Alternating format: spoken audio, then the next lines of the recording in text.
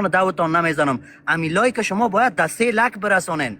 من شما رو هوشیار میسازم. او دختر توی که در رابطه نامشروطی انمیال خر باشی که می دقیقه و ثانیه امو لنده تا بلاک نکنی، یا تو بچه با احساسات دختر مردم بازی نکن که صبح با احساسات خوارت بازی میشه.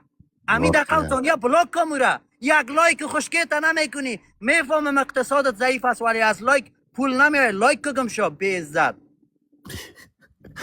خب ولی به خدا گپ خودت واقعیت داره. خب فاریز بیادر به دوستا، فاریز بیادر کس بسیار بزرگ است. من به عنوان زنده باشی، خودت بزرگ هستم، ولی بعض جایا که من یک گپ بزنم بفهمم که مثال اشتباه بگویم، مرا موسی نمیگه درست است تو، ولی بعدا مرا میفهمونه دیگه. بسیار زیاد میبخشی که پایین انداختم. نه مشکل نیست. برای من ایره میگم که سعی کنه اینمی کار باعث بسیار خرابی شده دیگه. به نظر من اونمو یگانه راه حلش هسته و این دخترم باید بفهمه انا فلال آله استفاده کردن از برای مردم.